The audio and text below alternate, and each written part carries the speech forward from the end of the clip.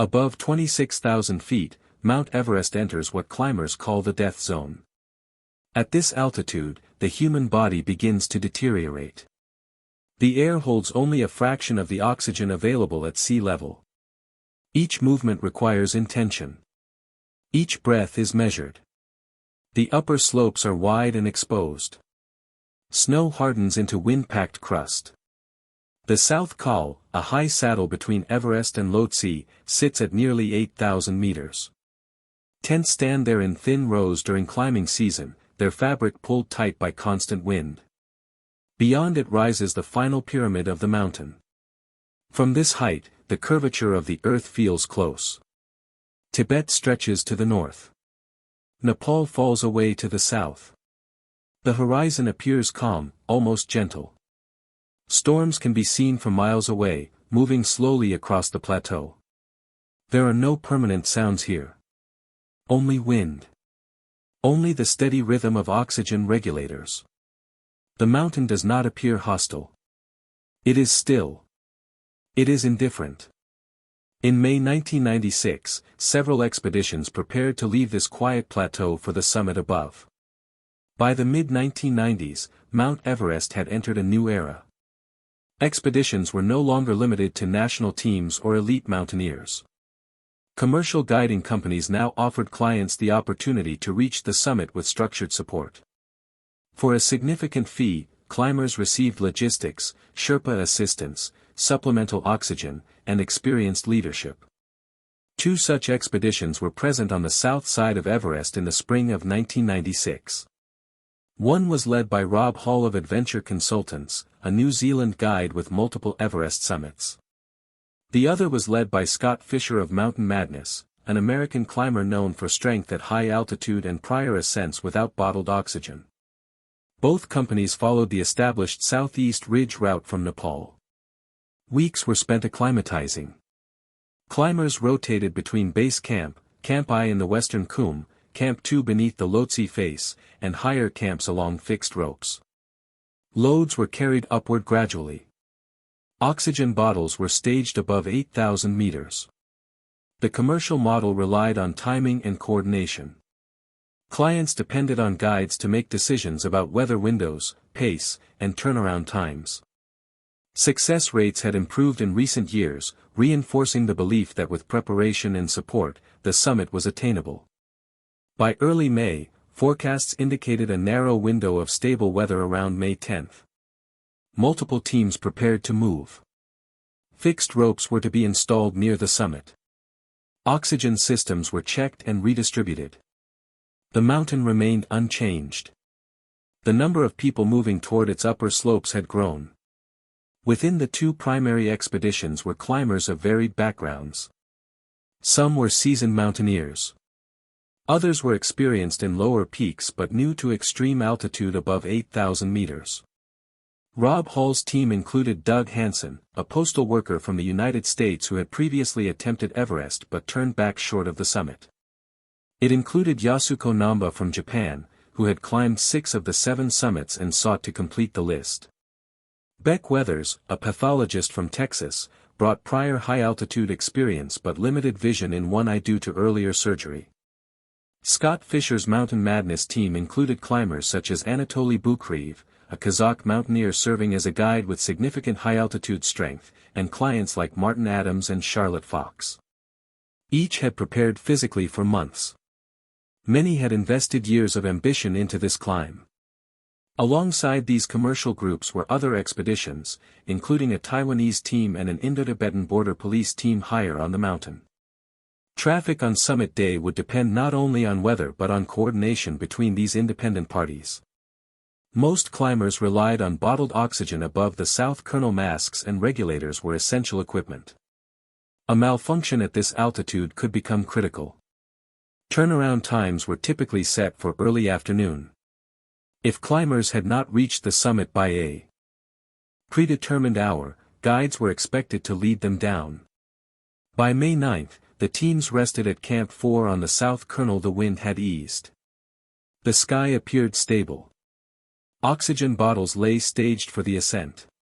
Climbers melted snow for water and adjusted harnesses and headlamps. Shortly before midnight, they prepared to leave for the final climb. Late on May 9, 1996, climbers began leaving the South Col in darkness. Headlamps traced a slow line upward along the southeast ridge. The temperature was far below freezing. Wind remained manageable, though forecasts suggested possible changes later in the day. Progress was slower than expected from the beginning. Fixed ropes that were meant to be in place near key obstacles had not yet been installed. At features such as the balcony, around 27,500 feet, climbers paused to change oxygen bottles. Delays accumulated. Lines formed along narrow sections of ridge. By late morning, some climbers were still below the Hillary Step, a near-vertical rock face just beneath the summit. The agreed turnaround time for many was 2 p.m. Several would reach the summit after that hour. Rob Hall remained high on the ridge with Doug Hansen, who was moving slowly. Scott Fisher also continued upward with members of his team. Weather, which had appeared stable earlier, began to shift during the afternoon. Clouds advanced from the west. Wind increased. Around 1 to 2 p.m., the summit was reached by several climbers from different teams. Photographs were taken briefly. Oxygen supplies were checked. Descent began. By mid-afternoon, visibility began to deteriorate. Snow lifted from the ridge. What had been a controlled ascent began to fragment into separate struggles to return to Camp 4. By late afternoon on May 10, the descent from the summit had slowed to a crawl. Winds increased steadily. Snow began to move horizontally across the ridge, reducing visibility to a few meters. Landmarks disappeared. Fixed ropes were difficult to locate. Several climbers descended safely to the South Col before nightfall. Others remained high on the mountain as darkness approached. Doug Hansen and Rob Hall were still near the summit ridge late in the day. Hansen was weakened and struggling to descend. Hall stayed with him. Radio contact from lower camps indicated worsening weather. Oxygen supplies were diminishing.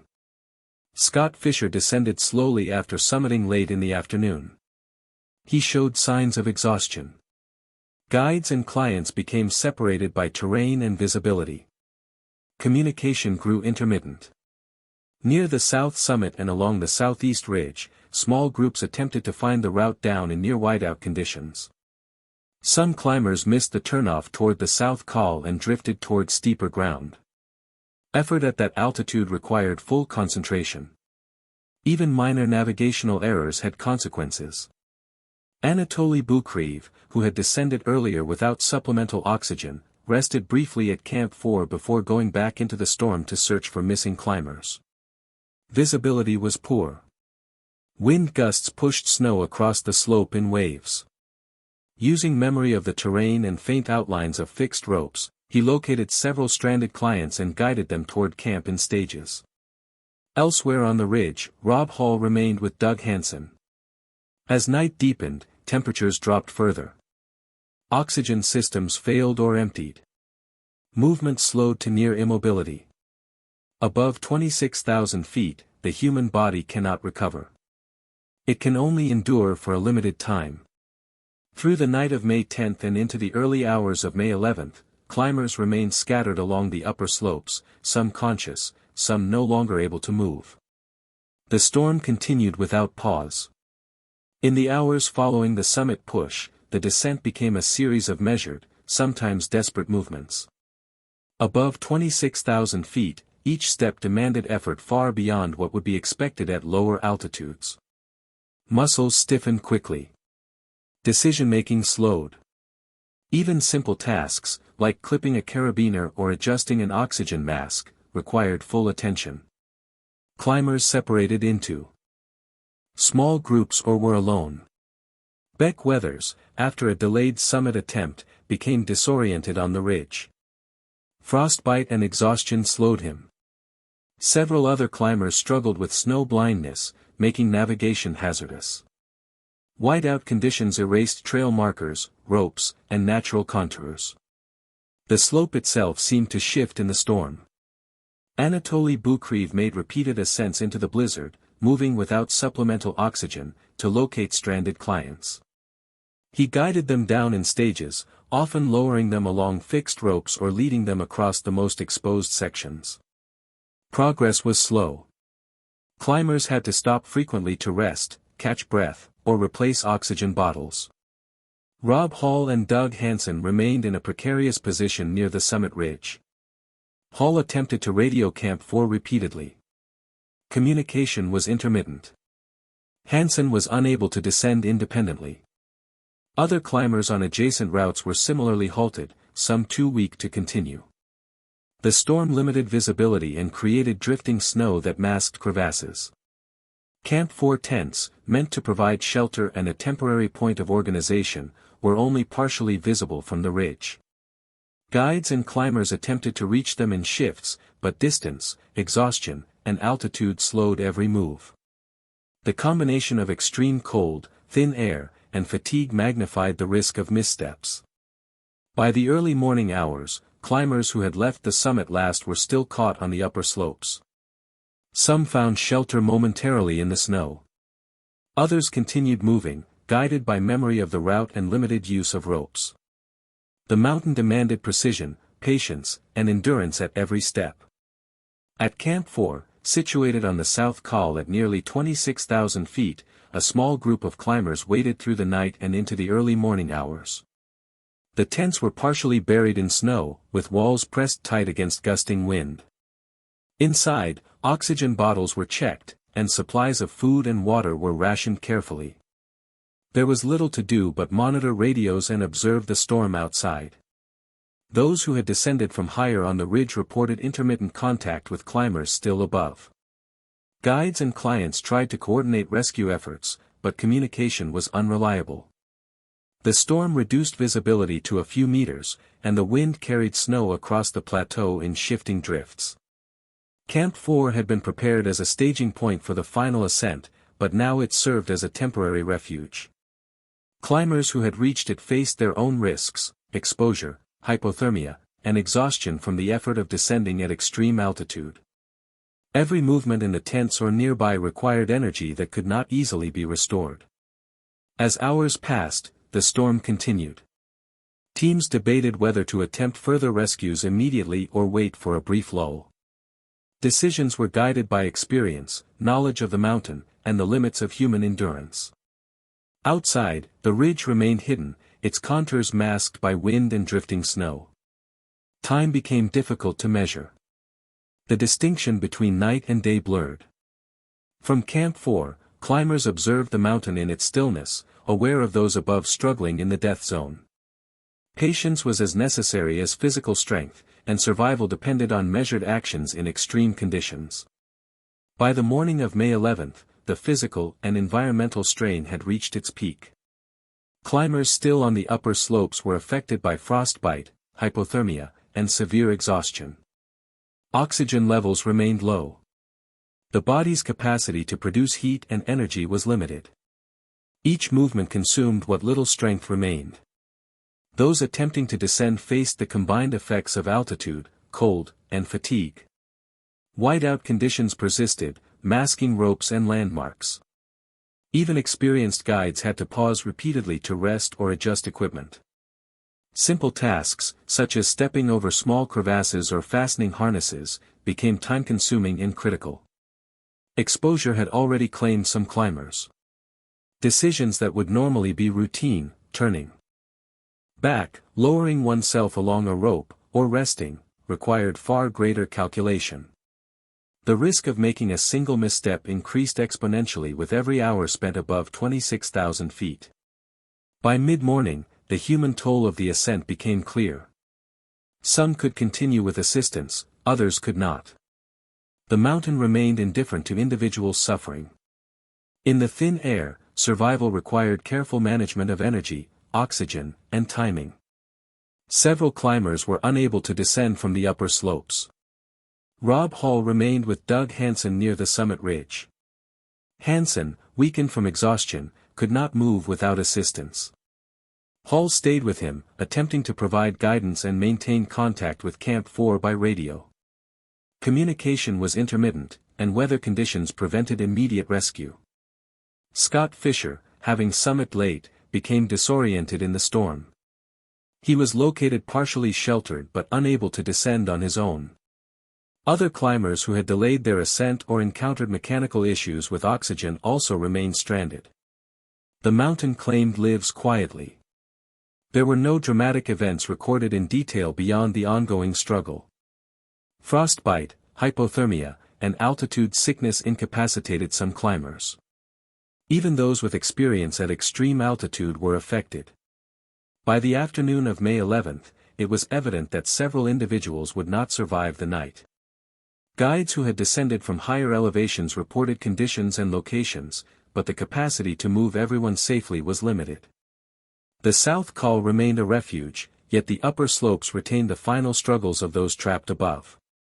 By May 11, rescue efforts focused on climbers who had managed to reach Camp 4 or the lower slopes near the South Kernel. Those who had survived the night in tents or on the ridge were assisted by guides and Sherpa teams, often in extreme wind and low visibility.